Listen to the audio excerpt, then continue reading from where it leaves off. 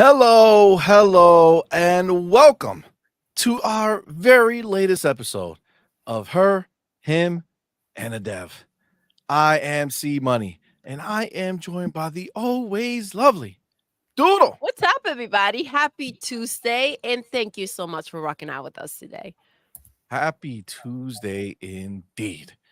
Now, we have the privilege of having this guy that we went and we met him at PAX East.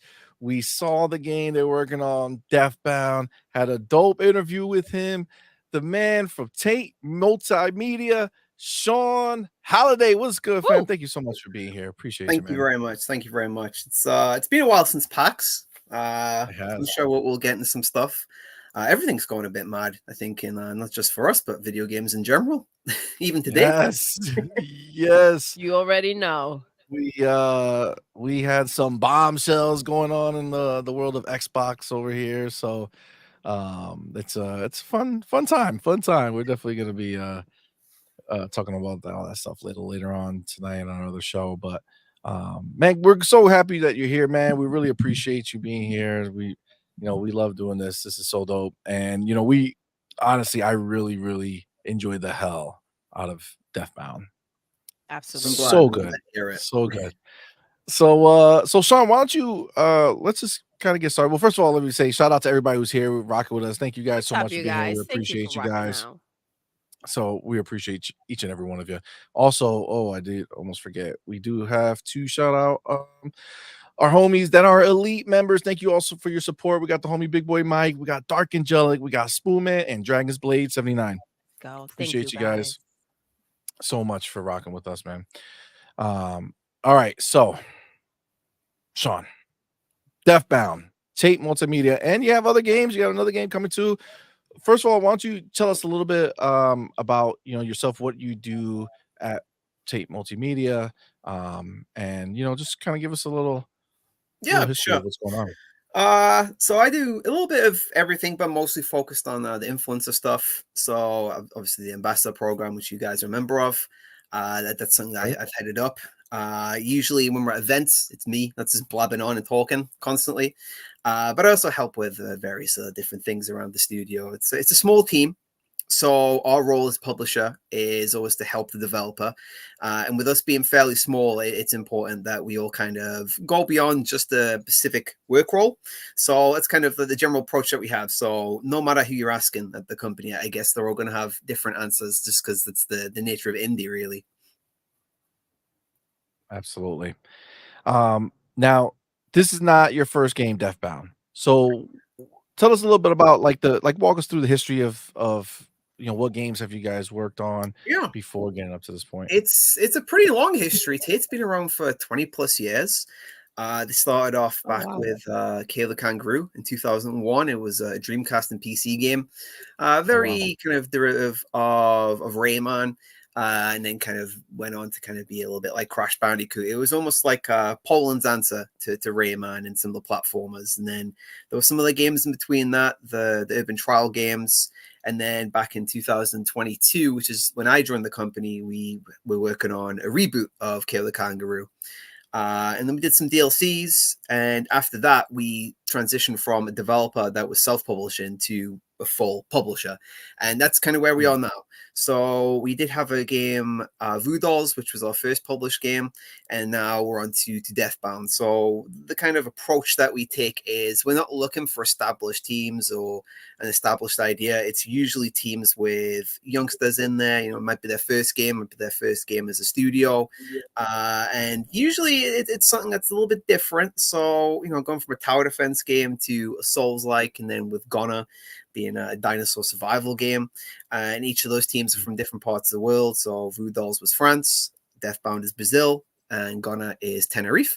It's a pretty vibrant selection of games. But that's the thing that we like doing is we see a cool idea, we listen to the devs, and if we're convinced that they're also in the right idea of what they want to do, then we're more than happy to help them. And that's kind of where we are now, is with Deathbound on the horizon, and Ghana at some point. It's kind of what we're aiming with. Awesome. So So why Deathbound? What was the connection to that game? So it wasn't really a connection exactly. It's we saw a cool concept, and I think everyone is kind of, and we talked about this at PAX, of course, was it's another Souls like, right? And we thought, okay, this has got something a little bit different. So while everyone will see just another Souls like initially, once they actually hear about it, they're like, okay, this is something different. And the way the developers were able to talk about the various aspects of the game, not just the gameplay and what it is, but also the story, the narrative designer Tiago is like he's a bit like me. He likes to talk, of course, and he's very passionate about what he does. So when we recognize passion, it's not something you can kind of teach at a school, or it's something that you learn as a marketer. It's something that's very sincere, and that sincerity came off across the whole team. And when they started explaining different aspects, so the party system, switching out between different characters, how you can interact the world differently, we're like, okay, this sounds like something cool, and it helps that a lot of us on the team as well are Souls-like fans. So obviously, Nice. you want to work with things that you know and love. So it just felt like a good combination. And them being from Brazil, there's not a huge representation for Brazilian developers out there, and we thought this was a cool opportunity to try and give a bigger platform to a talented team that might not get it elsewhere. So it's a whole different combination of things, but really, it's a cool idea, and we like cool ideas. Yeah, it seems like, again, obviously we were at PAX, and it seems like the indie space is where all these, really cool ideas tend to thrive, right? Like that's where they come out. They kind of have to go above and beyond to kind of stand out, which is great for us, gamers, because we get to experience a lot of different stuff, especially now. I mean, with everything that's going on in, the AAA space, you know, let me ask you, obviously you guys are just getting into publishing, you published that last game, now this is your second game as a publisher. Do you feel like the ambition is to grow to kind of reach those higher, double A, triple A, levels, or do you think the indie space is where you guys are probably gonna be You staying or know, aiming to stay at? I think we mentioned before, the AAA stuff, the reason why there's not a huge amount of creativity is the development cost is so large, as to are the marketing costs. So the room for failure or even less sales, it's really non-existent. And that's why you see a lot of games that sell millions, but it's not enough because it doesn't make back their budget, right? And you're seeing this with multiple industries, the film industry, for example. And it does stifle the ability to create something new and fresh. Of course, AAA games will, I think, always be around, and people will always appreciate a highly polished game that's cinematic. And you are still seeing some creative things here and there. Unfortunately, it's more an exception than the rule. So for us, I don't think the ambition is ever to be a AAA. I think maybe middle market would probably be the maximum where we're going for. And a lot of people tend to forget about the middle market. That's for me. I have been playing middle market games majority of my life, especially the Eurojank stuff, from Poland and other parts of Europe. Yeah. It's this idea of ambition and an idea in their head that isn't always matched by the knowledge of technology or the production, but you still see the cool ideas in there. Stuff like Gothic, for example. Uh, Yes. and when those things can take flight, sometimes they turn into mega franchises. The Witcher. The Witcher 1 is fairly janky. I loved it. Yes. And now you see The Witcher 3. There's a Netflix show. There's this merchandise. There's Funko vinyls. It's like we don't want to Yep, be yep, that. yep. We're only aiming to keep looking for cool ideas, and if we get enough of them and it elevates the company to a point where we have a bit more money to spend, a bit more money to invest, I don't think it would ever get the position where we would want to move into AAA. I think the indie space is more suited to us. It's more suited to our ideals. In the middle market, it'd probably be like the maximum. Once you're beyond that, everyone wants to have a franchise, of course, but for us, we don't want to be having these yearly intros of games where it's the same thing. It looks nice, but we don't want to be doing the Marvel stick. I guess we'd rather do the indie kind of halfway stuff than watching big fancy stuff crash into each other. And it's like, oh, this looks cool, but is it that interesting to talk about? Not really. Mm. but it lacks soul, right? Yeah, Sometimes, yeah. it's like Coca-Cola. Not everyone wants Coca-Cola. I guess we want to be something a bit more boutique. I don't want to sound pretentious because I think a lot of people, when they talk about these things, it's almost like they're looking down on AAA. It's just for us Mm, that's not what we want. We still play AAA stuff. I'm still of course. excited for plenty of AAA games, but I've grown up predominantly playing a lot of the middle market and especially for the past like 15 years, indie. Like even on Xbox 360, I made a game with zombies in it. I still remember that. Yep. They're the things that I feel more comfortable working with, and I think that kind of goes true for the majority of the team at Tate. But yeah, that doesn't mean we wouldn't mind selling AAA numbers, of course. Every company Exactly. wants, if someone says, "Oh, here's 15 million sales," that's great. Just means we'll make more Yep, yep. indie games with it, though. Well, see, well, that's good, right? Because some people might look at that and be like, "Oh, wow, now we can go do this," and then screw themselves. So now Yeah. you did. So obviously, when we spoke back at PAX, we knew that the idea was to go to console as well.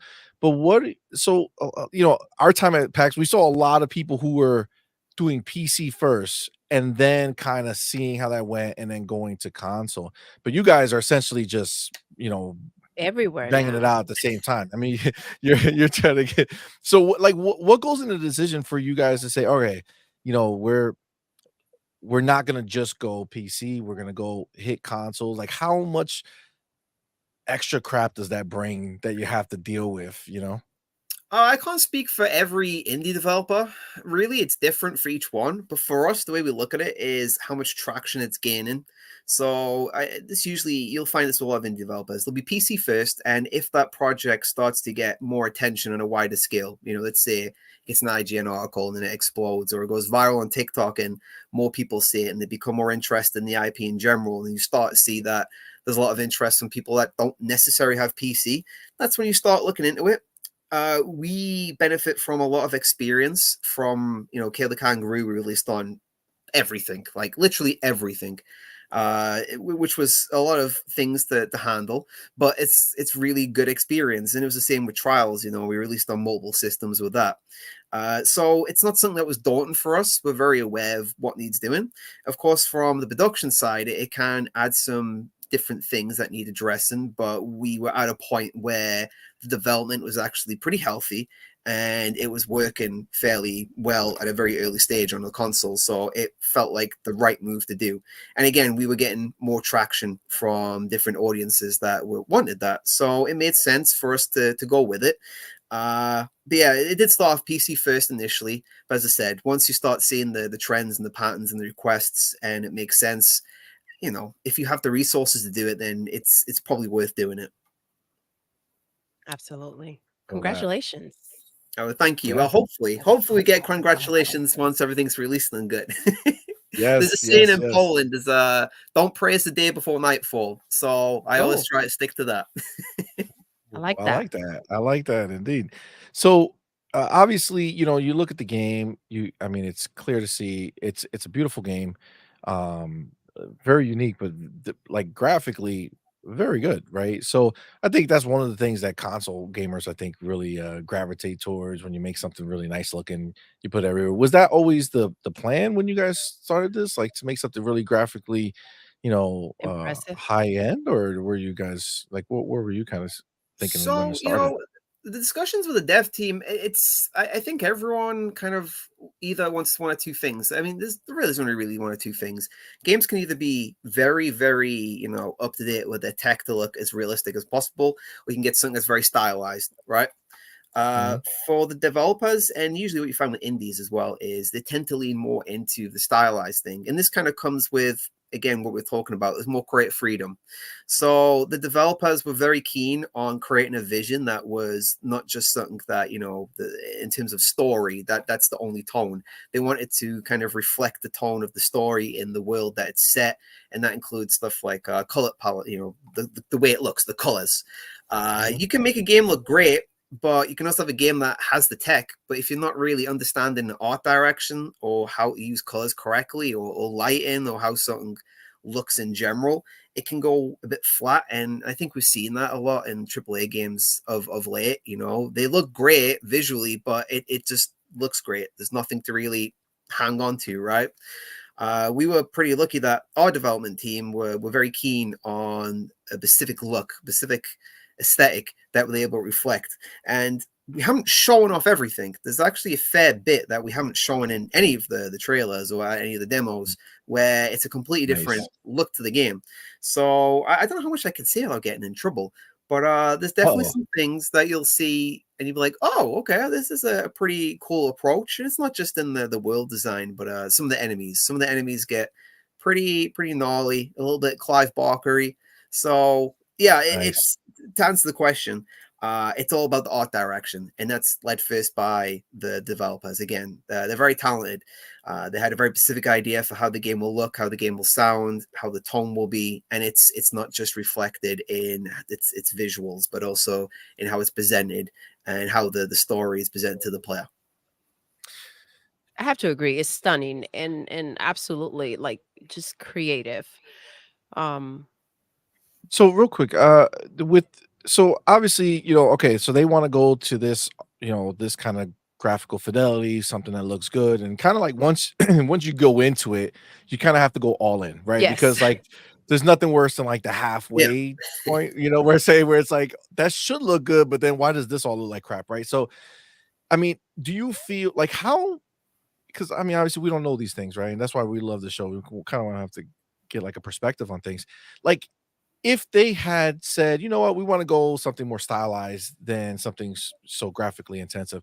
I mean, cost wise, is there like a big difference, or is that more like manpower that costs a lot more?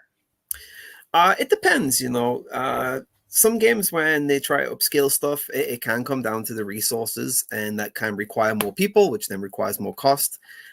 Sometimes it is literally just trying to get more out of the team, or they have a different direction of it. Unfortunately, sometimes you'll see the results turn into something like crunch, which is something that we don't do at Tate. Oh, nice. So it really depends. Again, it's not something that you can speak of for everyone, but for us, everything was kind of done in-house, all our trailers, for example, and it all kind of flows together. The team at Tate and the team at Trial Forge, that was in communication. So we're constantly seeing what they're working on, and we do have feedback, and they have feedback for us, and it's kind of like this really nice unity. So we ensure that, because sometimes when you work in indie development as a publisher, you want to try and make sure that people stay on track, and it's not telling them what to do. It's just trying to make sure that the idea still stands as something that's tangible, right? Because someone's idea in your head sounds great, but the practicality of it might not necessarily be that. So it's not the best answer, but I don't think there's a definitive answer for it. For us, it wasn't an increase in cost because we had this idea of how the game will look very early on. And now the game's pretty much nearing completion, and we can see everything, at least internally. We can kind of see the threads, this is from that idea, this is from this inspiration, and that's kind of how we judge it. And it hasn't really needed hasn't needed a crunch, for example. It hasn't needed external people coming in. It's all been very consistently done within Trial Forge and then in Unity with us. Okay. So, I mean, that makes sense. As far as this particular game is concerned, Trial Forge is the actual developer, right? You Yeah. said they're out in Brazil. Now, Yeah. you said they're small. Like, how small? Like 10 people, 20 people, 50? I think it's around 15. Around 15, but 15, they all have wow. different kind of responsibilities, so it's not that it's 15 people just making the game. It'll be like some artists who are doing concept art and taking that into further direction. We have some audio people, obviously story, so it's mixed, but it's a small team. Okay. And is this their first game? Yeah. So most of the time when we're working with developers, it'll be the first game. So for example, Ghana was is the local guys. It's their first game, and the same with Rudolls. They're all their first major projects, and that kind of goes into our kind of stance as a publisher. We do try to help people bring their first game to market. And Mhm. maybe if it's successful and they enjoy working with us, we'll do another game with us. If they want to go on, do their own thing and self-publish now that they've found the feet, that's fine as well.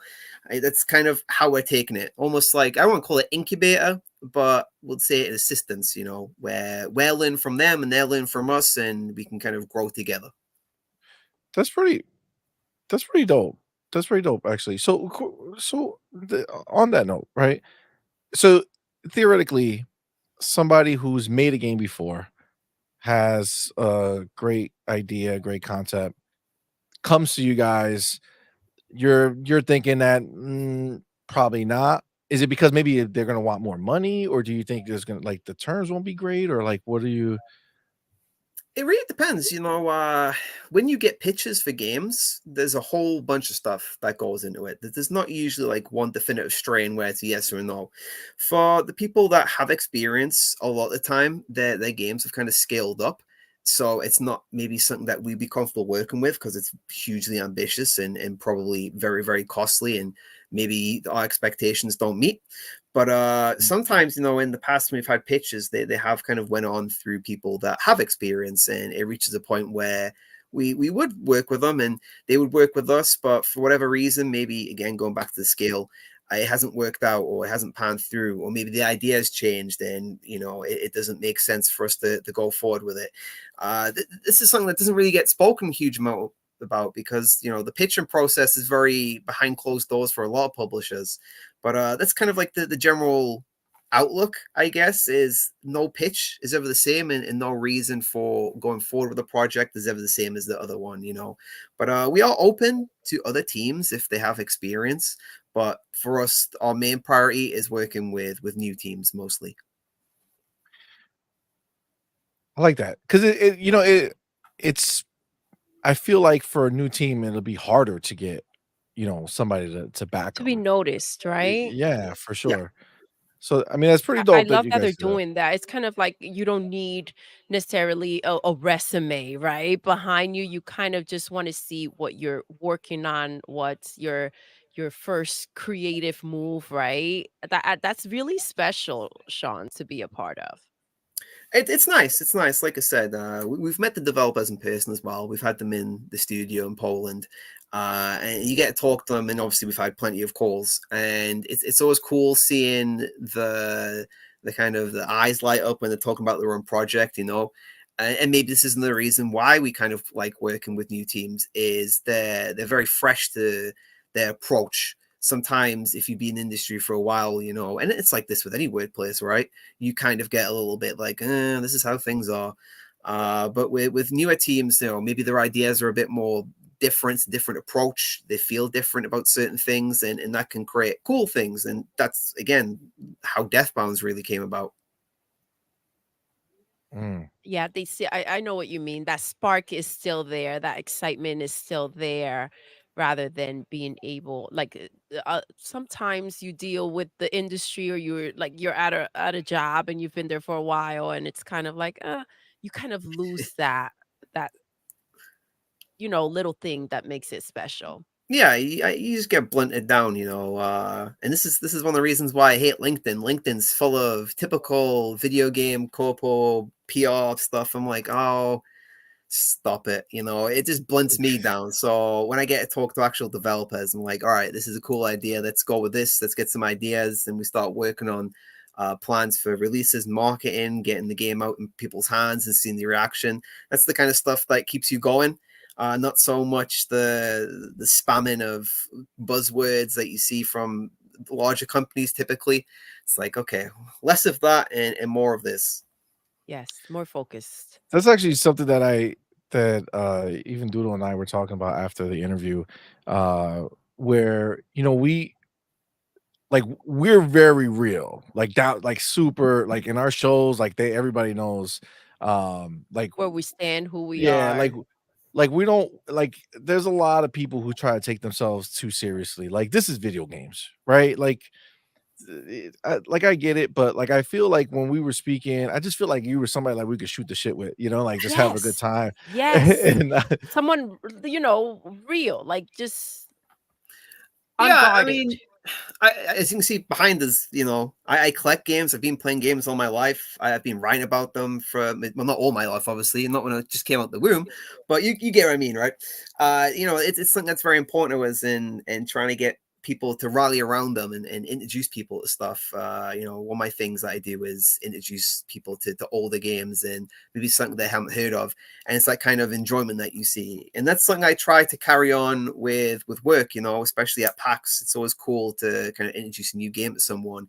I'm not a big fan Mhm. of how video games marketing, especially in AAA, has kind of become such a processed, it's almost like fast food or a processed kind of meat. It's different labels, but it's usually the same kind of approach. I don't like that stuff.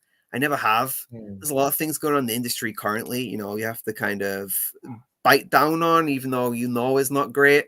So I try to turn them frustrations into something that, why do I like things? How would I speak to someone? And I think a lot of the industry is kind of just forgot that people playing games like games, and you should just talk to them that way.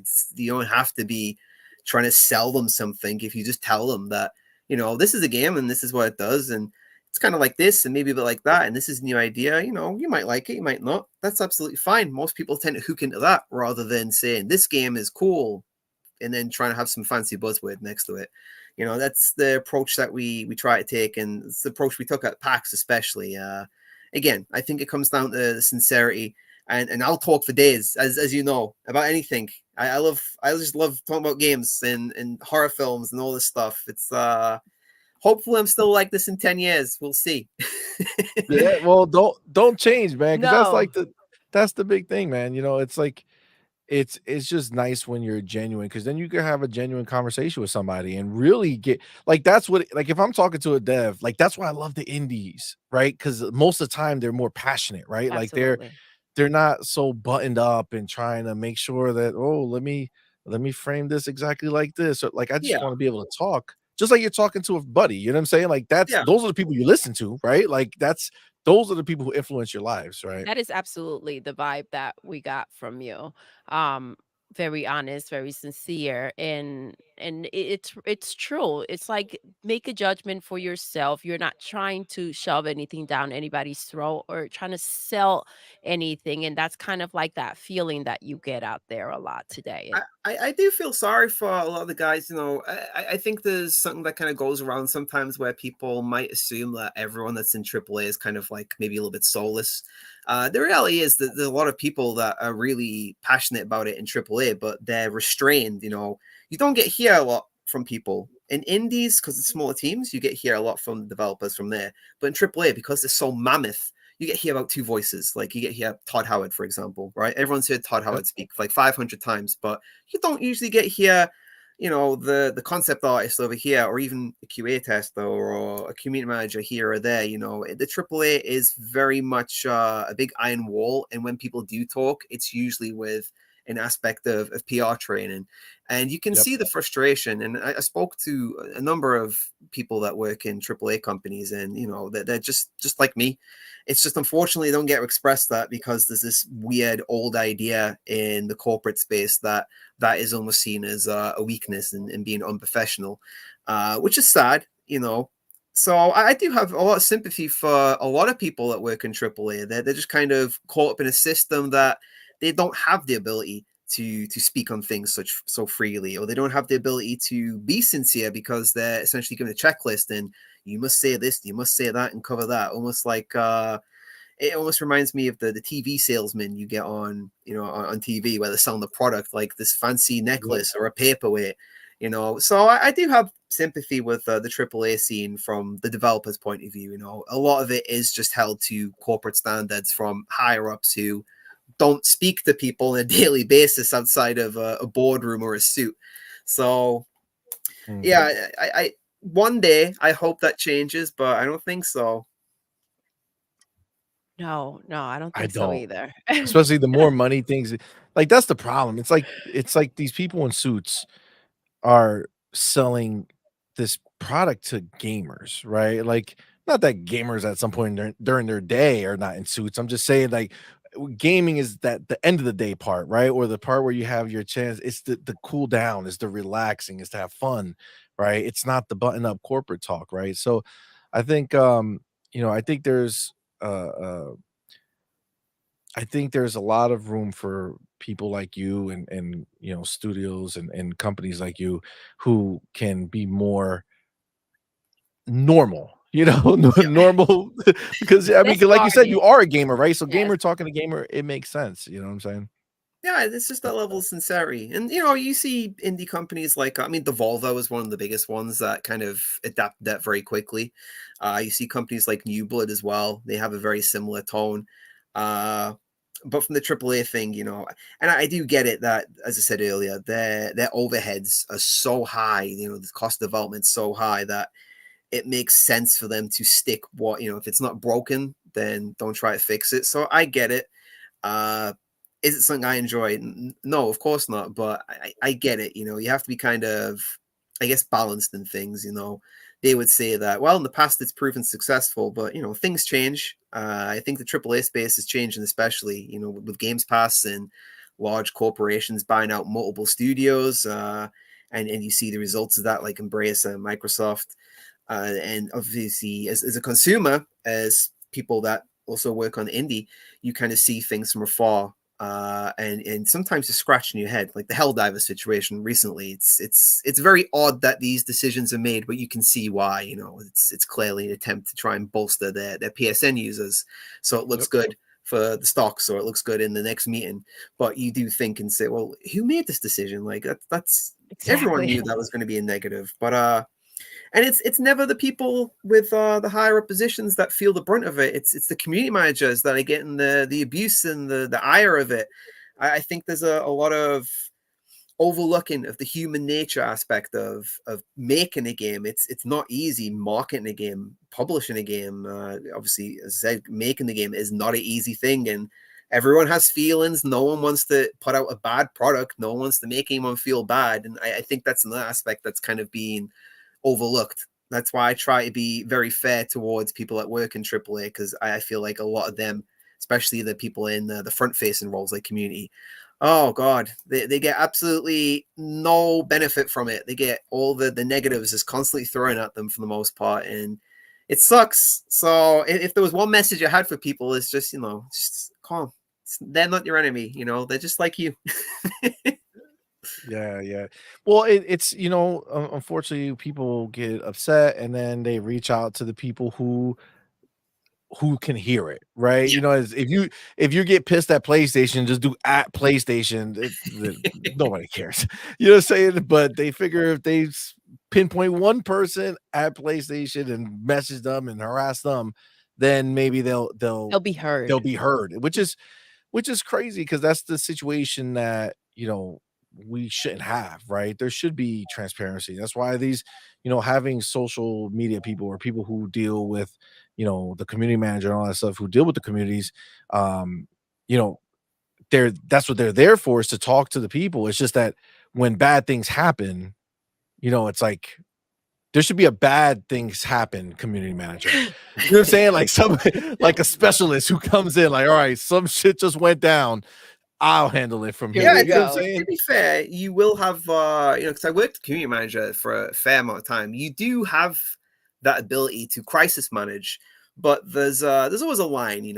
I think some of the stuff that happened with the Helldivers thing, was a little bit over the top. Now I was fully on board with the negative reviews, of course, but there was one or two bad faith actors out there that were targeting specific members who work for that, and that feels too much when you're then targeting their private Twitter accounts over a work Discord, Yeah, right?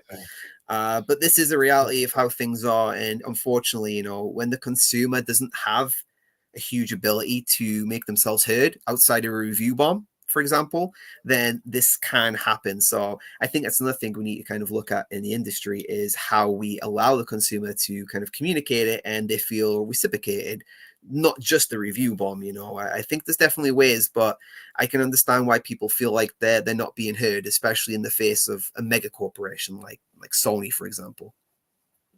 yeah. Well, especially when your money was taken essentially, Yeah, under false pretenses. yeah. It's For sure.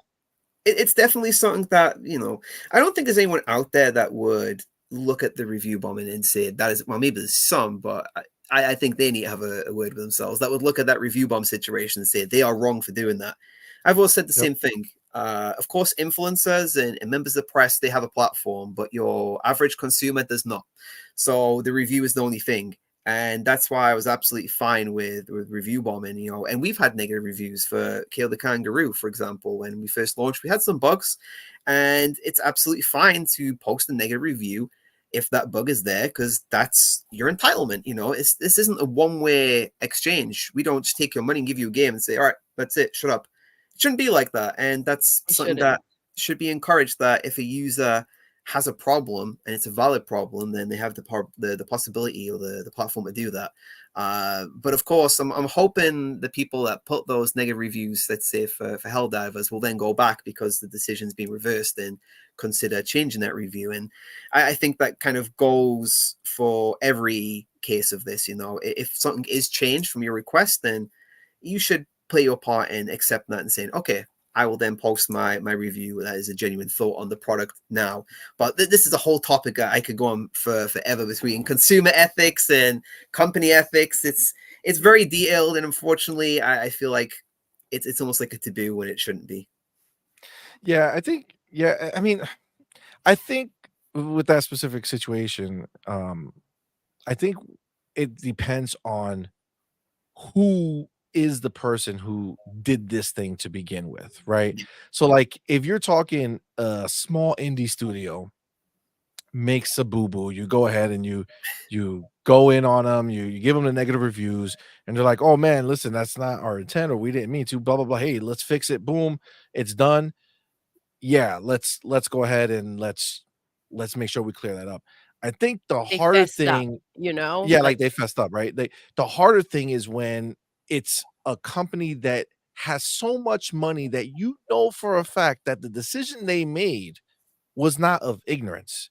It was absolutely. a choice that they wanted to do, and it just they're 6 getting months blowback prior, by the that's way. forcing them It's to change it, right?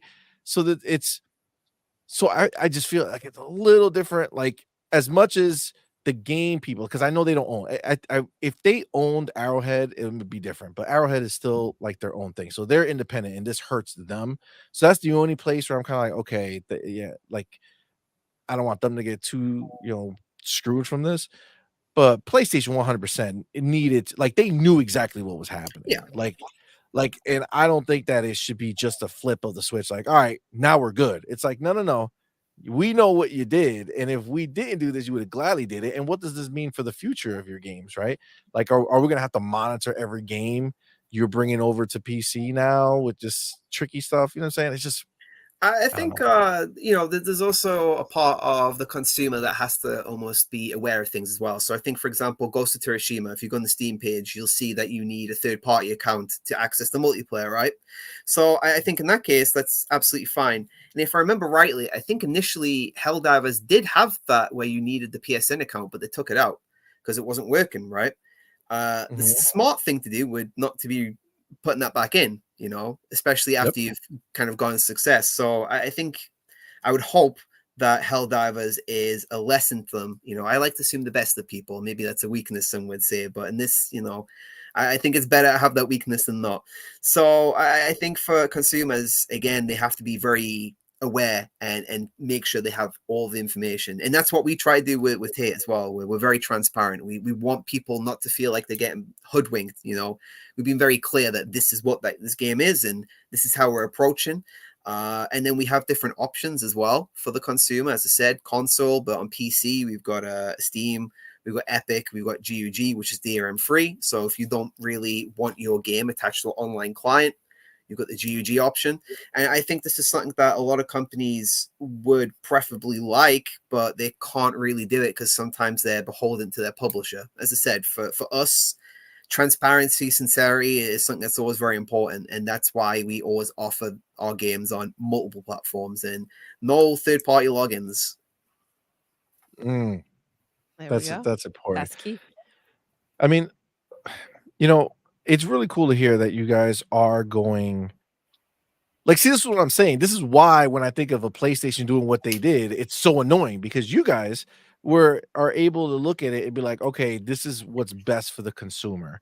Right? So, let's go ahead and do that, and because of that, hopefully we get, a return on that, right? We're doing what's right for them. We're putting out a good game.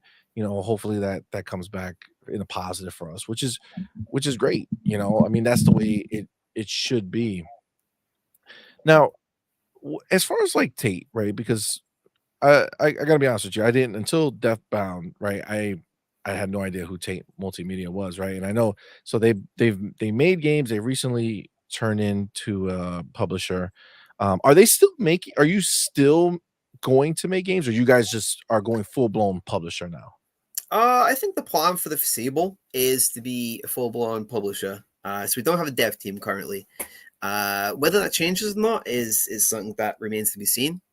For what we do, we kind of approach it by game basis because, for us, we think it would be almost betraying the developers of our current projects to look at the next thing before we even finish this thing, right? Yeah. So it wouldn't make sense for us to have Deathbound and Gunner on our plate and then start making plans for our next move. Our main focus now is Deathbound's release, make sure that it comes out, works fine, looks great, plays fantastic, no issues. Obviously, there might be some tech issues here and there with optimization for maybe some users because there are people out there that will, buy it on PC and trying to run it on a NVIDIA 560 and be like, well, it doesn't Yeah, run yeah, very yeah, well. yeah. It's like, well, that's like a 30-plus-year-old graphics card, my guy. But we Yep. have to try and make sure that everything is looked after and everyone feels looked after. So that's also a marketing and a community effort. And then we'll see where Gunner lands. And then that's once everything's out, everything's good, then we start thinking about, well, what's next? So I can't tell you if we'll ever develop a game again. I never say never, but for now, no plans, no plans. We just look at what we have in front of us. Okay. Well, let me ask you this: if I mean, let's say one of these games are like, I don't know, gigantic success, really blow up. Do you do you think that there's a world, and again, it's kind of, I mean, you kind of answered it, but just from this different slight angle, if something just blew up and it was something great, right? And it became an option, do you think, you know, uh, purchasing that studio and bringing them in-house might be something that might make sense instead Uh, of competing for, part 2 or whatever it is? I mean, there's a few things that would happen. The first thing was I'd be asking for a pay rise. Yeah, Second thing, nice, nice, you nice. know, I don't think buying a studio would be off the table. Again, it really has to be about, does it make sense for all the parties involved? No, we don't want to try and enforce something, but if Mm, a studio was happy with the work that we done, happy with the results, and happy with the process and how we're working, and they were open to it, and it made sense financially, but also logically, then I don't see why not. And this is pretty common for publishers, really. Even indie publishers. mm. So I guess, but again, it really depends on a case by case basis. We don't want to take this kind of flat approach because, like I said earlier, sometimes maybe a company does a game, they're very happy with the results, everything's cool, but they just choose that they want to maybe go with someone else, or maybe they want to self-publish. It's not for us to say, well, no, you're ours now. We're not tying them down in the Yeah, yeah, chains or yeah. anything like that. Gotcha. So you're not locking down, any potential sequels, right? So like No. Deathbound blows up and they're like, all right, now look, we're big dogs now. Everybody knows us, everybody loves us. We're gonna take it somewhere else. That's cool. If it blew up, then I'm sure there'd be conversations between the two teams. Is like, well, what's the next step? But that doesn't necessarily mean that we would buy them or they would be signing with us. Again, there's that level of freedom. We've always kind of approached it with the creators, the developers have freedom, and that's not just in terms of how they develop, but that's also for their future as well. Sometimes you'll get a developer that blows up and then they can go and sustain themselves because they've had such a big success. And if that was the case, we can at least say that we were very proud to kind of be that platform that helped them get there. And then we go and look for the next people that we can possibly put on that same platform. Yep, and that would be your what the I didn't click it, so I forgot that you click that she could click it. I was like, "Oh, man, what the hell just popped up on my screen?" Game Shark asks, "Is Deathbound out right now, or what's the release date?" It's definitely not out right now, right? But what do you have a release date already? So the release date, we're still figuring that out. It's I think I mentioned this in the interview at PAX, or at least in the conversation. It's the easiest time to publish games that ever has been, but that doesn't mean that it's the easiest time to sell games. For one thing, we have to make sure the game is ready first and foremost, and then we have to look at the market. And this is something that all indies do. Even AAAs do this. Some of them like to act that they don't because, we're big, blah, blah, blah. But everyone looks at the market and what makes sense. Sometimes you can't plan stuff like Hades had its early access stealth release like yesterday. That would suck if we, let's say, hypothetically released the game yesterday and Hades 2 comes out. It's like, oh, great. You only get one chance, right? So we have to look at what's around us, other games that are kind of similar to us, a similar space, or things that might, make it harder for us to really be platformed. It sounds like a really markety answer, but it just makes sense. You don't try and fight. If you're small and you got little arms, you don't weigh very much, you don't go and try and fight a heavyweight, right? You know what I mean? You want to try and give yourself the best opportunity. So keep an eye out. I'm sure we'll have news very, very soon. We have a social media feeds. We got the Discord, the ambassador program. Like you guys are in. We'll always post updates in there. Hopefully you get all the coverage when we announce the release date. So keep an eye out. Nice. Now it'll be this year. This year. Okay, Yes, so that's what I was gonna say. year. So Let's go. this year is there a demo available or? Yes. So the demo that you played at PAX is still available on Steam. I think that's going to be there for a little bit. And then there might be another demo coming that's a little bit closer to what the full release will be like, because both demos that we've had have kind of been pre-alpha. And people seem to respond them pretty well. So we're hoping the final demo, so to speak, that'll be, based on the final product will go down even better. That's awesome. Guys, definitely go check out the demo, download guys. the demo because it's peak. It's so good. And wish list. Absolutely. Yes, and wish list it. So wish list. How important is that? Like, what does that mean to you guys when somebody clicks a thing that says wish list? You know what I'm saying? What wish does that lists mean? are vitally important, and this is why you find nearly every single developer, doesn't matter if they're indie, doesn't matter if they're huge, will want wish lists. Wish lists don't just put it on your list and say, oh, the game's out, and you'll get a message, right? It will help you with your visibility on Steam. So the more wish lists you have, the more visible the game is on Steam. And that is gold dust. Everyone is vying for visibility on Steam. It's the same with consoles, but consoles are kind of new to the whole wish list system. When typically we talk about wish lists, it's usually about Steam. I know that other platforms have it, but for the most part, the Steam wish lists, the more you accrue, the more presence you have on Steam. And additionally, it also opens up different doors of partnerships. And this goes out to any budding content creators who are looking into development games. Maybe some companies will help you with development funds because you hit X amount of wish lists. So maybe you'll get some additional free promo. Maybe you'll get some coverage of a website or a content creator. Maybe you'll get a placement on one of these showcases because you can show that there's a viable interest in there. So there's no definitive answer to why wish lists are important other than they are important. So if you like a game, even if you don't necessarily want to buy it day one, you're thinking maybe I'll wait. Wish list. If you think it looks cool, wish list it. No one's going to force you to buy it. It doesn't matter if it stays on your list for a little while. There's games I've had on there for about 3 years, right? Yes. But it is vitally important if the developer, the publisher, can accrue a healthy number of wish lists. And it shows people like the game. It does. Yes. It's like hitting the like button, right? Yeah, exactly. Essentially, yes. Exactly. It That's really is awesome. important, and that's why you see a lot of activations. You know, Next Fest is essentially a big activation for trying to accrue wish lists, but also it allows people to wish list the game with a tangible piece of the game. So, oh, this game looks cool and it plays cool, so I will wish list it. But yeah, that would be my message. Is, you know, if you're looking to support indie developers, maybe not necessarily financially at that time, a wish list will go a long way, more than you'll ever know. Wow. That's good to know. That's Did really good to know. That's did the not most expect hard So, that. selling Sean, I've done. Yeah, right? could Nice. could you share your personal journey with video games and what games left a lasting impact I on can you? give you a slight hint. There's a I'll slightly move the camera. There's a little shrine to a certain game called Half-Life, and Doom. Ooh, And then there's a big shelf nice. of Diablo stuff behind us. So Oh, wow. I grew up initially playing console games that I borrowed from my cousin, so his NES, so stuff like Mega Man 2.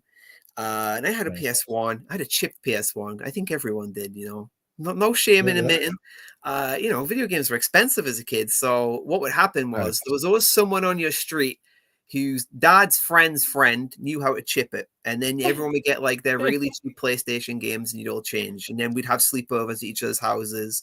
Someone would have a NES, someone would have a SNES, someone would have a PlayStation. Well, maybe not Sega Saturn, they weren't that popular here. But for me, it really exploded when I got into my first PC.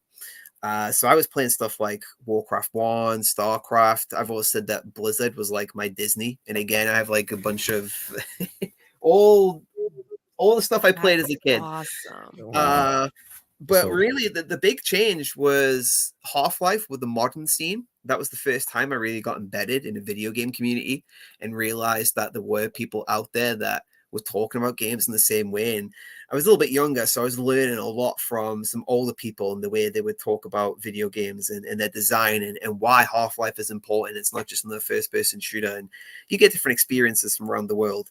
Same with Diablo 2.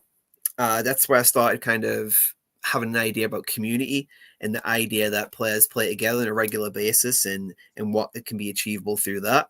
And then World of Warcraft was a big one. That was the first time because I was a pretty shy kid growing up. So being in guilds and suddenly you're going to Molten Core with 39 other people from all over the world, different religious beliefs, different sexualities, identities, and you're all together in one thing. That was like the first time I really had this global sense of community, and I was like, okay, this is something that I enjoy, and it's cool that games can be like this binding force. Even when there's a few cheeky people there that are a bit toxic, you kind of enjoy some of the guild drama, right? And it kind of just grew from there. I didn't go to university to study anything to do with video games. Like my job didn't exist back then, right? So I just started writing about games, and it just went on and on and on. And then eventually, I started my own website, and then I got picked up from another website that I started getting paid for. And then I just slightly started moving into more traditional things. I started learning about like SEO, marketing, some community management stuff, copy, how to do like advertisement copy, advert placements, and it just kind of grew and it grew and it grew and it grew, and that's kind of where I am. Where now I just spend all my money on video game stuff, and I guess it's helped. Like everything I do is kind of intrinsically linked to it. I still read magazines. I write for one. I've been writing for various first person shooter magazines, mostly retro stuff, for a few years now. I took a big interest in business, like the history of the business, rather than just the history of the games. And that's helped a lot, with some of the marketing stuff that we've done, going back to more old school principles that maybe younger generations haven't seen. And suddenly like, oh, this is a cool idea, even though I just stole it from like 30 years ago, like the hey, Genesis. they do it in the music industry all the time. Yes. Exactly. So yeah, a lot of the stuff that I grew up with has kind of influenced us, and now I try to kind of share a lot of the older stuff, a lot of older games, because I do feel like there's a lot of generations out there that have only really played, and this is no slight to them, because how could they know? They haven't played stuff like Monkey Island, so they've not seen how cool an adventure game with actual comedy written in that isn't just a bunch of pop culture references, like actual comedy inside of a game can work, and how the characters can be endearing. or some mechanics like I mentioned, Gothic, why a janky game that doesn't really work a lot of the time can be really cool and interesting. Or when established IPs like Fallout just had the TV show, right? So everyone's been playing Fallout 4, and it's like, well, have you played the old Fallouts? Fallout 1 and 2 got some really cool aspects in there that the games now don't really touch upon. A lot of philosophy and ethical stuff, and this idea of technology married with humanity's progress and what can be negatives and positives. And they're like, oh, really? Like, yeah, they might look a little bit old, but give them 5 minutes. The same with Baldur's Gate 3, go back and play the originals, and you get some people, of course, won't like it. That's absolutely fine. But if 5 people, like 50, really enjoy it, and then they go and explore stuff for their own, that's the kind of thing that I enjoy doing. And I guess it's kind of moved into my professional life, when I'm talking about Deathbound, or I'm exposing people to Kill the Kangaroo for the first time, both the new games and the old games. For me, video games are more than just a thing that you play for like 5-10 minutes or an hour, and then once it's finished, it's finished. I kind of view in the same way as any other art form, where there's ideas in there. There's the themes that you can discuss and share, and maybe someone else's interpretation is different from mine, and we can have a conversation from that, and that's cool. And they can express culture. This is another reason why I'm a big fan of the middle market stuff from a lot of Europe. It's entirely different from your typical Western games. For example, Kingdom Come Deliverance has a lot of Slavic stuff in it because it's a Slav game. It's got a lot of the Slavic religious aspects to it. And now that I've spent a lot of time in Poland, and my partner, she's told me a lot about various things. It's really cool being able to kind of experience that in real life and compare that to a game.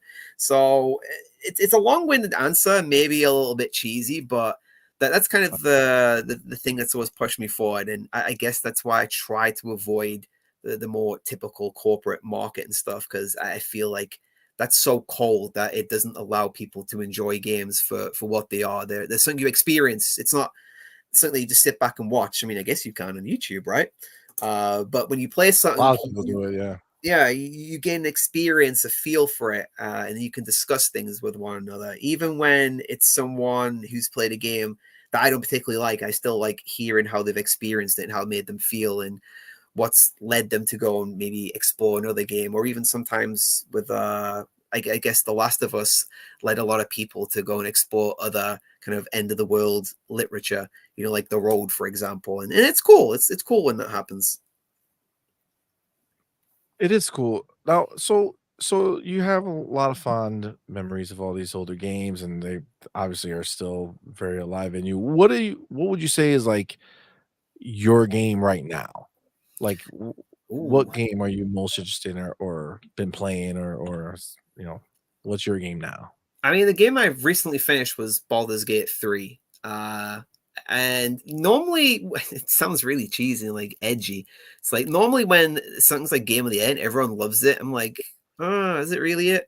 But Baldur's Gate 3 was such an achievement because it made CRPGs completely mainstream, and that shouldn't happen. Logically, CRPG should not be something that everyone enjoys, but people enjoyed it for various different aspects, and this is what I was just talking about. It's great when that happens. But the story and the characters and the way they were written was very reminiscent to the first one. I wasn't a big fan of how horny it can be sometimes. I was like, all right, settle down, everyone, but the mechanics and how much control I had of my character build was really cool. So that was the game I finished recently. But I'm always playing like weird things. I recently finished a game called Friedrich, which is a one-man team. It's an RPG maker game, but does not look like it. And it's on Steam. It's very cheap, and it's about 5 hours long. But it was fantastic, well written, very funny, and I've always had a soft spot for games that don't end in a typical video game way. And this is one of the reasons why I love Kingdom Come Deliverance. But Friedrich ends in this really nice kind of somber thing where the game isn't made out to be this huge event that kind of dictates everyone's life. It's almost like this thing that happened and all these characters that were brought together just by circumstance, then move on with the rest of their life. And some of them are just as much as they were. They haven't really addressed their problems because it's uncomfortable to address problems, right?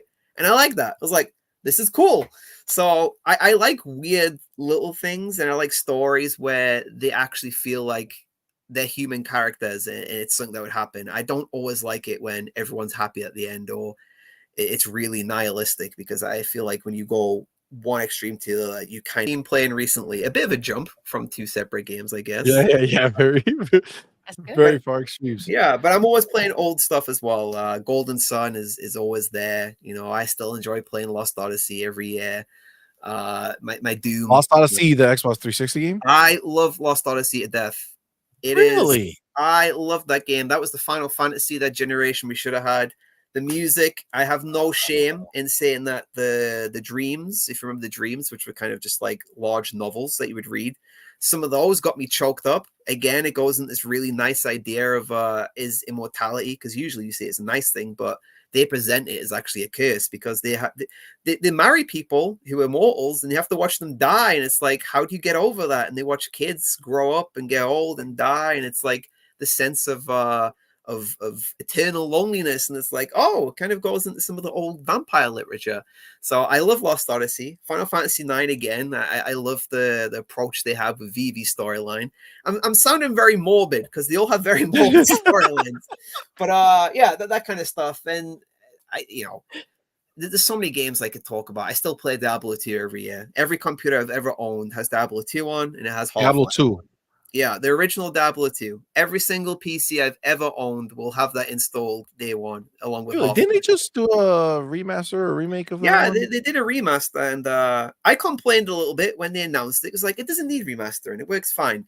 But I'll give them credit, it works great, and releasing on consoles as well, it allowed people who hadn't played Diablo 2 to go back and see how Diablo was before a different team got onto it, because Diablo 3 and 4, not really my thing, it's not Blizzard North, but it allowed people to have that experience. And of course, some people would prefer 3 or 4, and some people will really enjoy 2, and maybe they'll go and look at Diablo 1, and again, that's cool. It's all about giving people the ability to even go back, and video game preservation's in a pretty bad state. So I'll support it every way I can. That's pretty dope. Now, I did want to ask you your thoughts on like subscription services, right? So obviously Game Pass is a huge service, but PlayStation also has PlayStation Plus. I mean, where do you feel like the industry is going with that? Do you feel like that's going to continue becoming bigger and bigger? Or do you feel like it's always going to be like this, side thing that you can kind of either be in or not? And do you feel like are your ambitions, or do you think that the Tate's ambitions align with the idea of subscriptions in time? Or like, what are your guys, like, what do you feel about it? And where do you think the For company might Tate, be? we don't have any games on Games Pass. We do have games on Utomic, which is a subscription service, but we don't really, we don't prioritize Game Pass first and foremost. We always try to release just generally. So that's kind of our approach with that. For me personally, I've always been very consistent in my opinion, where it's great for the consumer. And I remember when it was first announced, everyone was loving it. But I think people are failing to see the long-term effects of it. And maybe we're already seeing them a little bit now.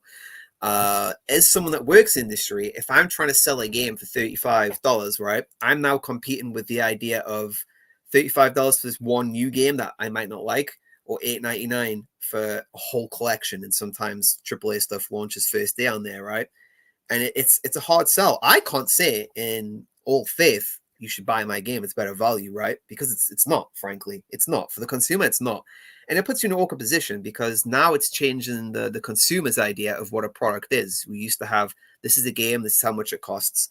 Now it's a constant thing of, well, I could buy Games Pass for this. Is this game going to be on Games Pass? And it does affect the marketing. It's true. So it is tricky. It is tricky. I personally don't have an issue with subscription services per se, but I do think that we'll see, one, the erosion of ownership that you have of a game. And obviously, I have a lot of physical games, and I like to own my game. That's why I support DRM-free, be it Zoom, be it some of the ones in Epic, be it GOG. And I do think that people are maybe falling into the trap that the value is what they prefer rather than the ownership, and that can be an issue. And then, of course, with Microsoft being the predominant subscription service, I do find it a possible issue. You know, we've just saw them close a bunch of studios today, right? So if Games Pass becomes the de facto service, it puts maybe too much power in their hands over the majority of an industry. I won't say it's a monopoly because I think that word's used a little bit too much, but I I do agree. think it could be a possible issue. But again, consumers, it's a great deal for them. I'm not going to complain about that. I'm taking this approach from my personal stance of ownership, but also someone that works in the industry and is trying to actively sell a game. So it's a bit of a selfish approach, but yeah, I hope that kind of puts a bit of insight into it. No, absolutely. Absolutely. You know, I think that's where it becomes difficult because I guess the people there's so many games now, Mhm. right? Like there's just so many, right? Like it's crazy, right? We have so many options when it comes to games. And I think the hard part is, you know, you're always especially I would say especially like I would say maybe especially indie, but like you're always competing with the idea of how much any given person can spend on games, right? And that's an uphill battle in and of itself, right? So I guess is there a like financially if they came up to you like, "Hey, listen, we saw Deathbound looks great. We would love to have it in the service."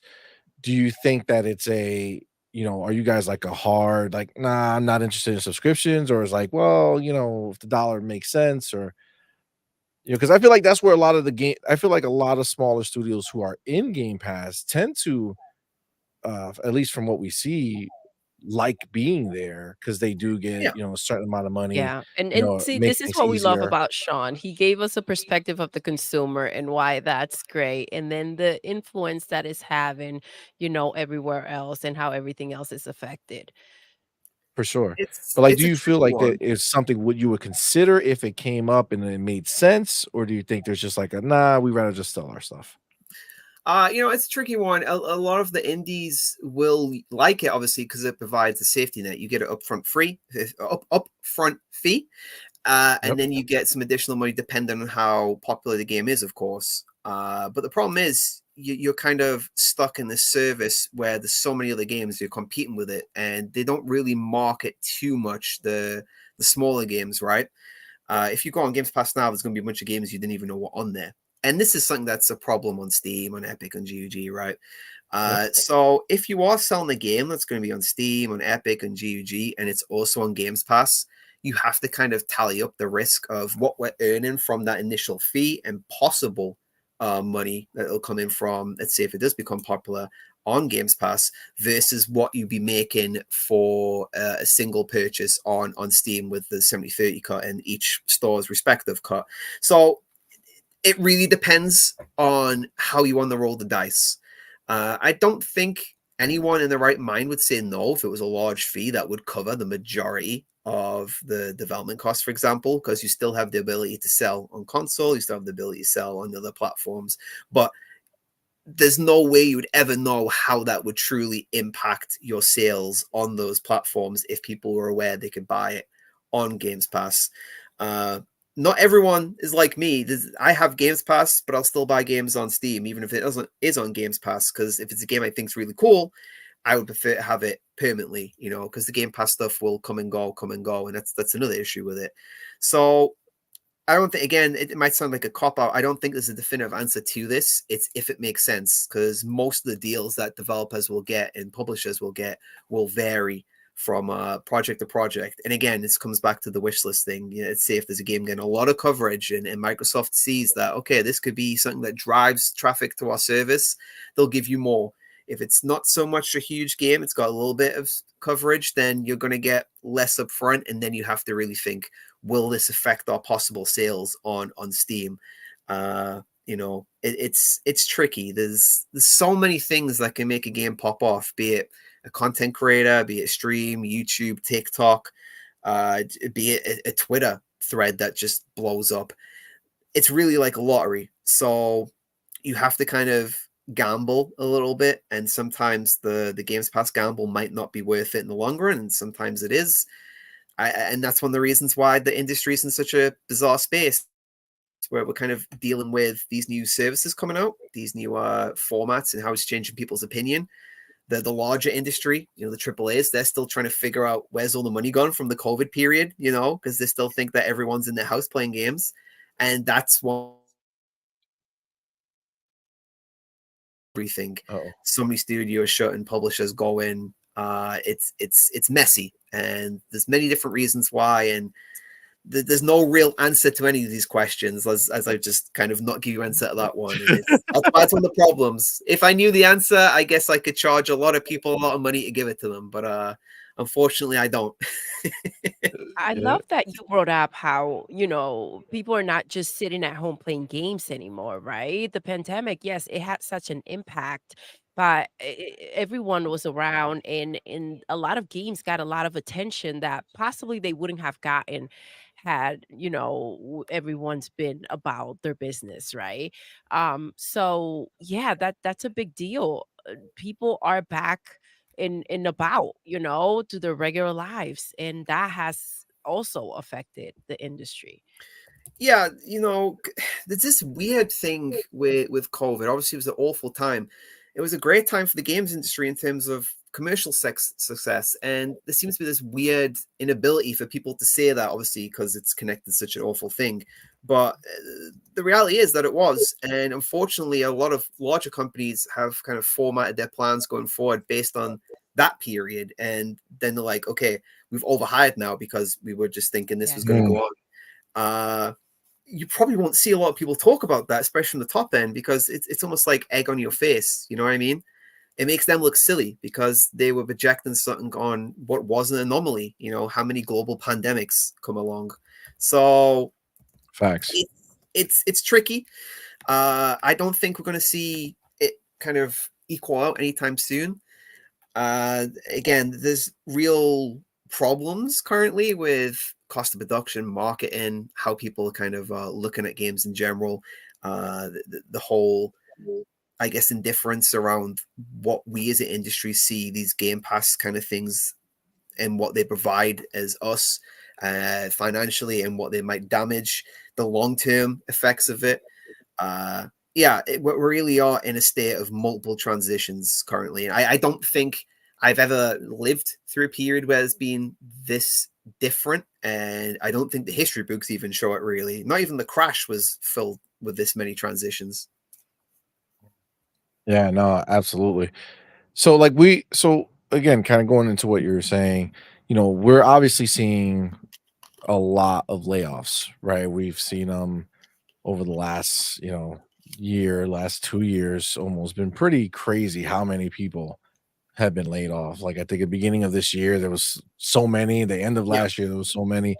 Um, and a lot of this is due to that, right? Like they hire too much, now they have to kind of figure out their business. But like right now, we just obviously, not to go too crazy with it, but we just heard that, Microsoft is shutting down some studios and doing things like that. Um, man, when you see these things, do you feel do you feel like these are easily avoidable things that they should have been prepared for, or they should have known? Or, as a publisher, do you kind of look at it like, well, sometimes things happen and, if it goes the wrong way, it goes the wrong way. Uh, Again, it's like case on case basis with the Embracer stuff. I think it's well known for the most part to why that all went down the way it did. They were Yep. essentially trying to buy. They were trying to sell a large package of well, not IPs, but studios and businesses to a consortium that was looking to get in the games industry, and that deal kind of fell apart, right? So now they're left Yep. with a bunch of stuff. So they kind of chop off some of the ones that have been underperforming, like Majority 3D Realms, Violation stuff. So you can kind of see. I don't agree with it, of course, because Embracer buying all those studios with the idea just to sell them on is it's barbaric. You're dealing with people's lives.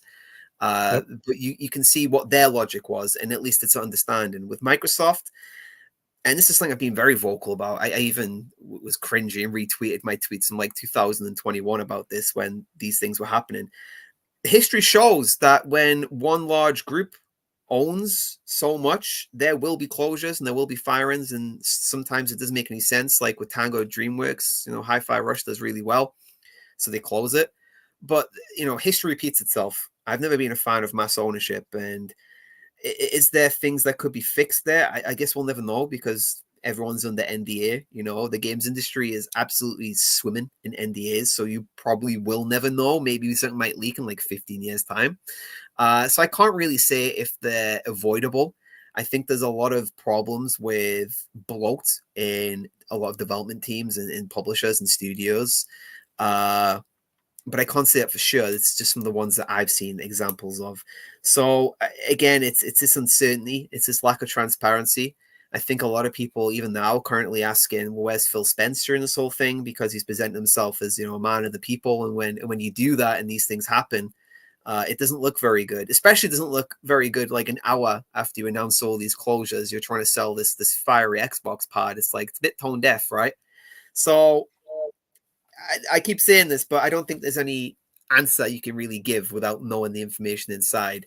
But it is very, very sad. And I don't understand how people can, the higher ups can just cut people willy nilly. You've seen some awful stories of people that have been brought in by, say, Blizzard, moved over across country, and then fired within the first month.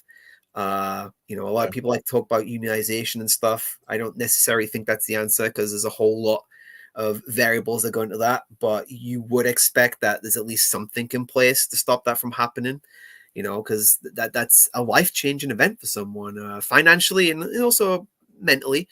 So yeah, it's not good. I don't think anyone is ever going to say it's good, and I guess we'll never really know for the most part to why that is. As I said, not a big fan of mass ownership, and this is one of the reasons why. History repeating itself. You can look back at EA. You can look back a lot of the British industry as well. It's always kind of been the same pattern. So let me ask you, just because I get that sentiment, right? So I guess my question is, like, for instance, like, some of these indie publishers, or even you guys yourself, right? You're working with these teams, right? And you're doing, like, you want to start with, new people, who are, and you're doing like this good thing. You're reaching out to them, and I mean, or you're helping them out. You're getting their first game out, which is all good. And obviously, when you guys do it, you're adjusting your spend, right? You know what you're going to spend versus what you think this should make back. You're and that's what you do, right? Which is what all publishers do, right? Yeah. So I guess theoretically, if you guys go ahead, release a game working with one of these people, and it just completely shits the bed, right? Like no money was made, it's all lost. It just didn't work out, right? Do you feel like if they were like, all right, that one sucked, but this one, this one's gonna work. Like, how likely are you guys to be like, okay, let's double down on on this something that didn't team work? on a new project if the last project you did just really didn't go?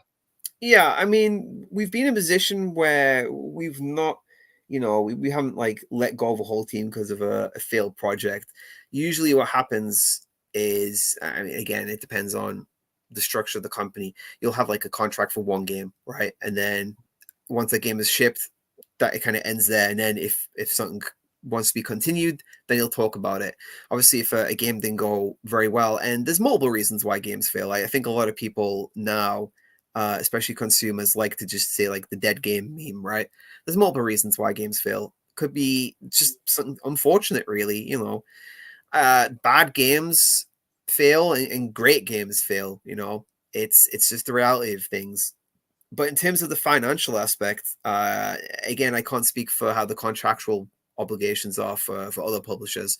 But for us, we have a one game project, and then we see the results and we see how that goes. And if they want to, as I said, if they want to work with us and we want to work with them, then sure.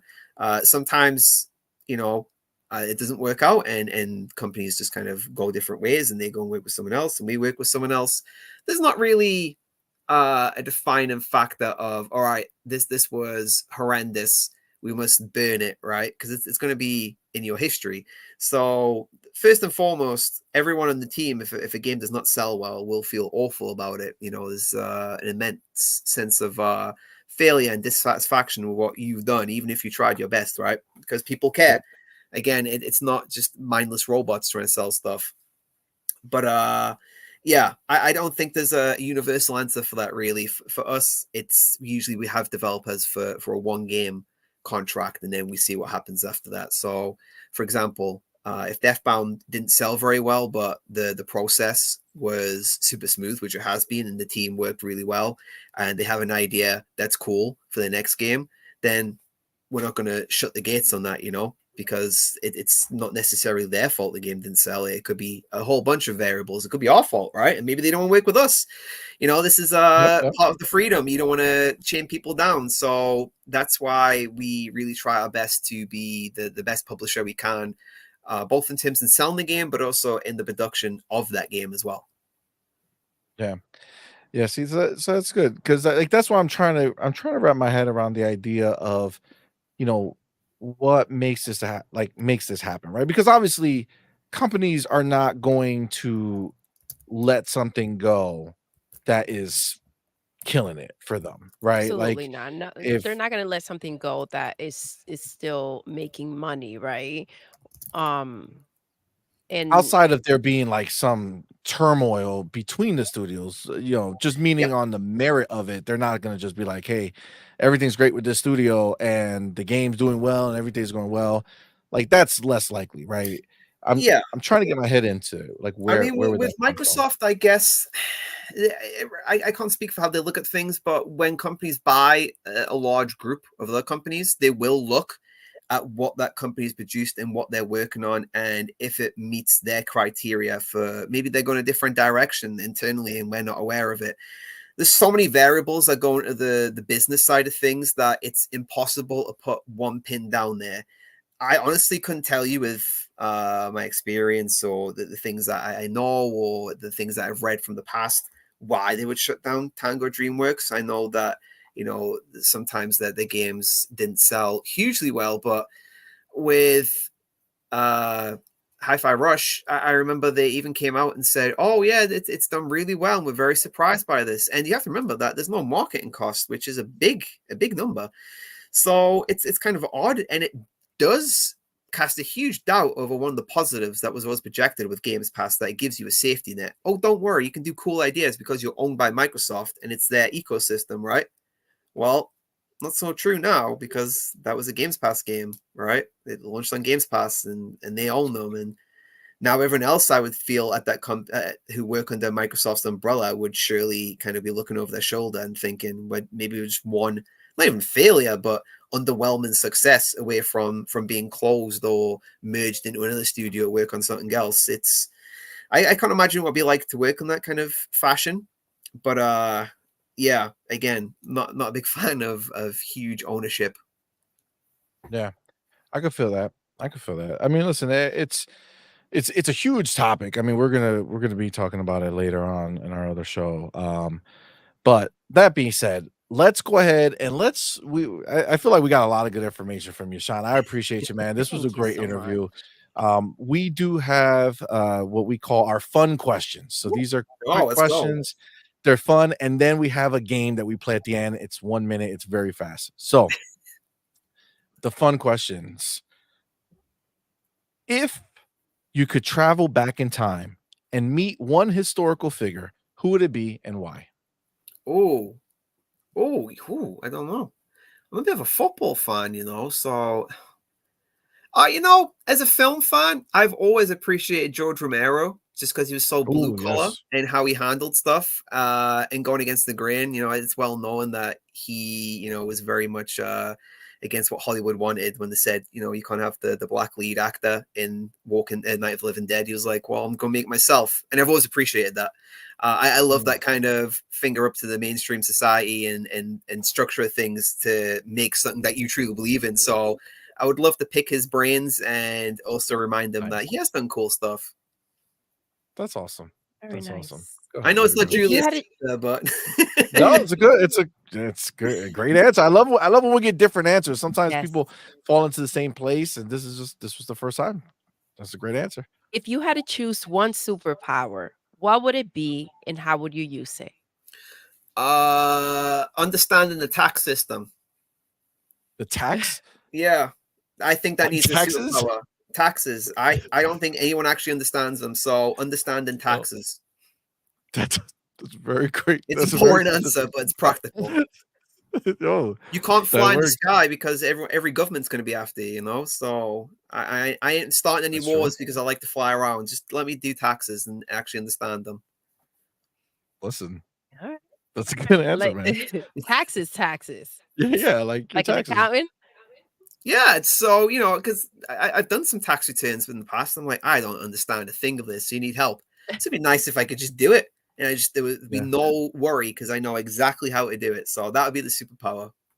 Yeah, because I don't Nice. even think accountants really know all the way of how to do it. I think they just kind of Oh, Oh, well, everybody no, does because they things just input differently. everything and it's like, voila. Just be making stuff up. I don't know. Nobody could trust them. All right.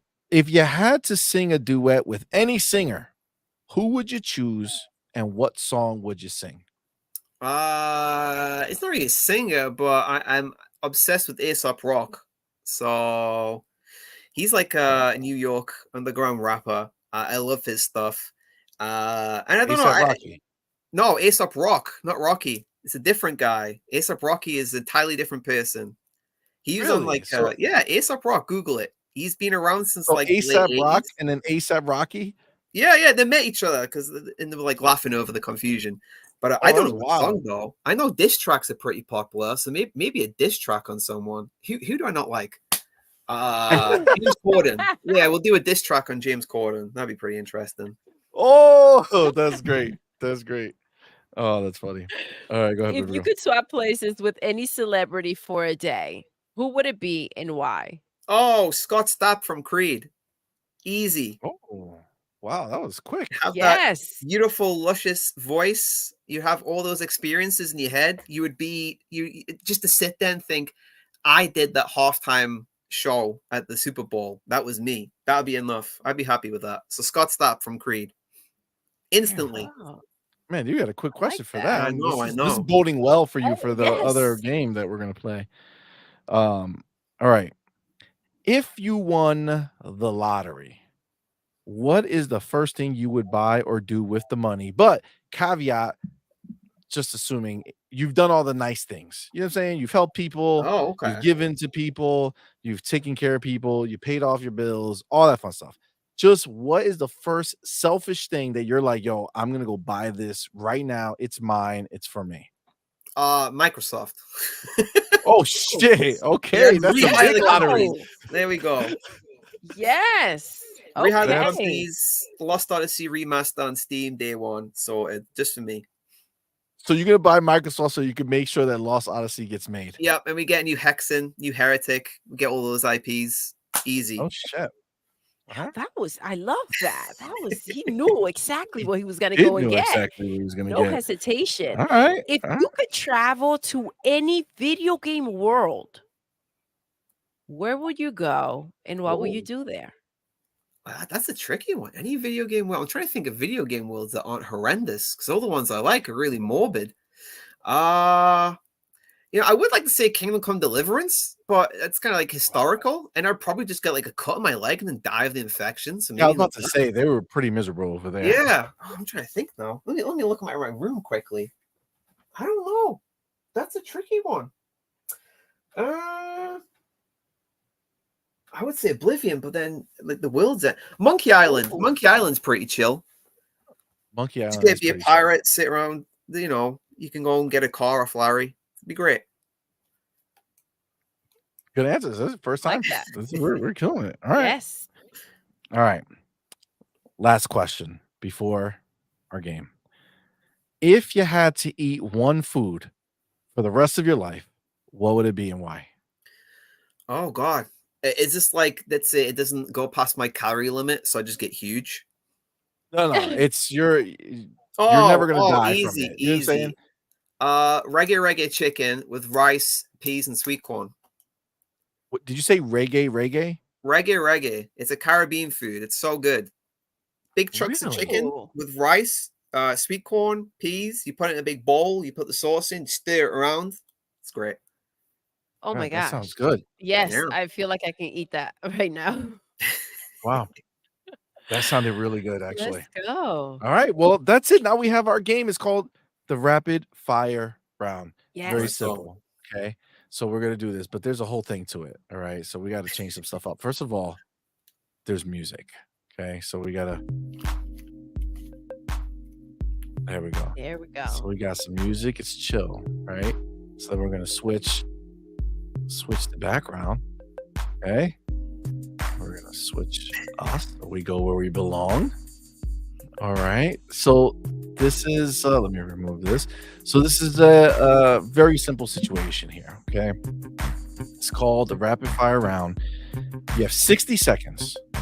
I'm going to ask a bunch of questions, and your job is to answer them as quickly as possible. And the goal here is to see how many you can answer before the time is up. Okay. So we've done this in our previous show, her, him, and the guest for the entire time. It's good stuff. But we just started her, him, and a dev. You're the second guest. So Ben Cavallo was here last week, and he scored 11 points. I can beat 11. It's easy. Oh, Woo! see, that's what I like Let's to hear. go. Now, this is the thing, though. There are choices. Yes. Okay. There's the lightweight belt. Okay, that's what you would be fighting for. All right. That version of it is all different types of questions. Like you get yes or no questions, either or questions, and then questions that you have to give the answer. Right. You're just gonna make up the answer and give it. Right. That's the lightweight. On the heavyweight side, okay, there are no either or questions. There are no yes or no questions. They're all questions that you have to answer, right? You have to come up with the answer with. So Oh, heavyweight. either Which or, would it be? heavyweight, Yeah, see, answer that quickly. Does that count? that does Let's count. That does go. count. So Ben did do heavyweight as well. So this is gonna be, oh man, I'm pumped. I'm Yeah. excited. All right. It's go time. Let me get this bad boy. All right. Now there's gonna be a little ticker that's gonna come up right on the screen, and it's gonna tick down. Tick, tick, tick, tick, tick, tick, tick. So again, it's gonna be 60 seconds. Once the sound goes off, we stop, and it counts. This is less about what you answer. I mean, that's the number, but it's about me getting to the next question, right? So like if the buzzer happens and I'm like midway through that question, that still counts for you. You answer it at the end. But that's it. All right, you ready? Yep. Go. I'm ready. I'm excited. Okay. I gotta get prepared too, because I gotta be ready to go, with the questions. All right, let's go time. All right. 3, 2, 1. Favorite gaming genre. Oh, FPS. Favorite show as a child. Spider-Man. Your favorite number. 74. Favorite subject in school. PE. Favorite gaming console of all time. 360. Favorite song. Rain and Blood. Who's your celebrity crush? Hulk Hogan. Favorite cereal. None. If you could be an animal, which animal would you be? Sloth. Favorite color. Red. Favorite book. Color of Magic. Favorite game of all time. Diablo 2. Favorite superhero. Spider-Man. First job you ever had. Sandwich maker. Favorite movie genre. Horror. Favorite fast food restaurant. Mackey's, I guess. Favorite sports team. Oh, Liverpool. Favorite music artist. Ace of Rock. Dream vacation spot. I don't know where you going. Poland. Woo. Wow. Sean. Did I win? I better have won. I would be very sad. Sean. Let's go. Let him know. Wait, ready? Let him know. Sean, you answered 17 questions. Oh, in Take the L. Don't try and drop a diss track, else I'm going to Kendrick Yo, you. bro.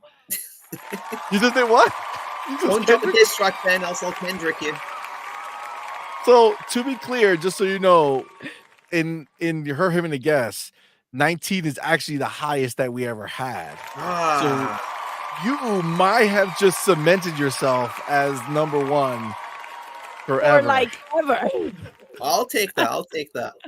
Look at that. That was Look at amazing, that. bro. There we go. That's what I'm talking about, man. It's beautiful. That's beautiful. He wasn't lying. He wasn't lying. He came to crushed play. it. No lies. No lies. Yo, that Let's was go. awesome. Well, Sean, you did it. You did it. It was great. Thank you so much, man. Sean. That was awesome. Thank you for rocking out with us, for giving us your time and allowing us to get to know you better and hear about Deathbound and everything you've done. So we appreciate it. Thank you very much for having us. It's been fun. Yeah. And now I'm the champion. Absolutely. So. Yes. Yeah, you are. You are. Your name's gonna be up there. Ben's name's gonna go down. It's gonna be a very sad moment for him. Very great moment for you. You'll get over it. All right. So listen, why don't you go ahead and let everybody know where they can follow you, where they can follow the game. Let us know. Deathbound, pretty much in everything. Twitter, TikTok, Instagram, the whole shebang. I'm on Twitter, but it's a L1 NKO64. And it's just Linko64 on Twitch if you want to see some really old, sad, depressing games where we just talk a bunch of stuff, sometimes about horror films that no one's seen. Nice. All right, that's what's up, guys. Thank you all so much for rocking with us. We appreciate you all for being here. We will be back later today in about an hour and 20 minutes for our night quest. It's going to be crazy. We got some guests. We got some good time. It's going to be a fun show. So definitely come back for that. Sean, man, thank you all. Thank you so much, man. We appreciate you. No problem. Looking forward to playing the game, man. Can't wait to do some more content on it. It's going to be awesome. So thank you so much. And with that, guys, we're going to end the show the way we end every single show. Doodle. Yes.